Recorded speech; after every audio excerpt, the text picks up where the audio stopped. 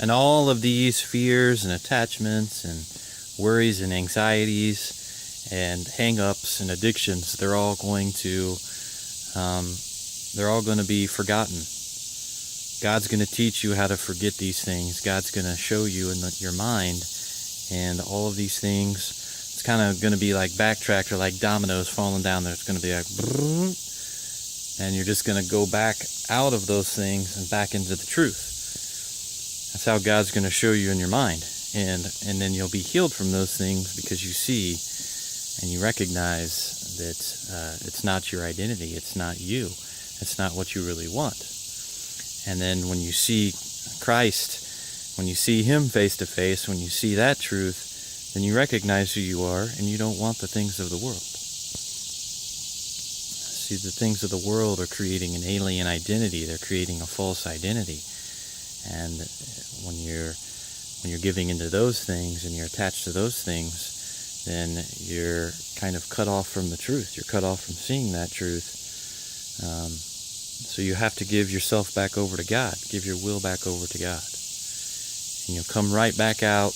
God will bring you right back out of those untruths, unscathed, as though it never happened.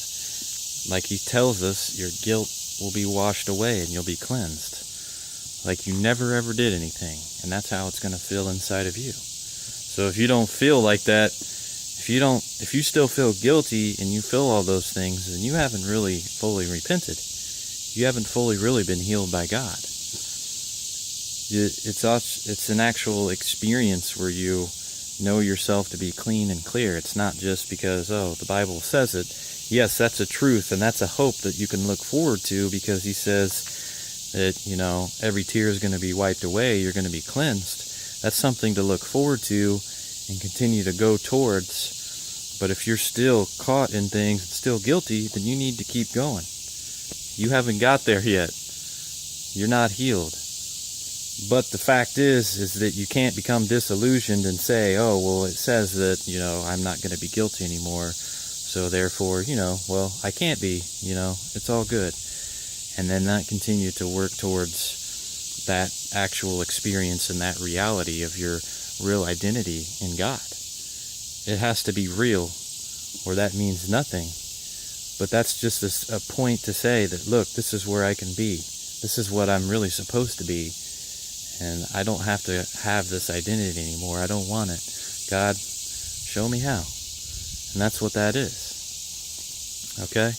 That's what the truths in the Bible are there for. It's to remind us. But not so that we say, that's just what that is, so that must be what I am now, even though I'm not actually seeing those things in my life. See, that's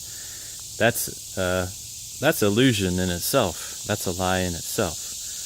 All right, brothers and sisters.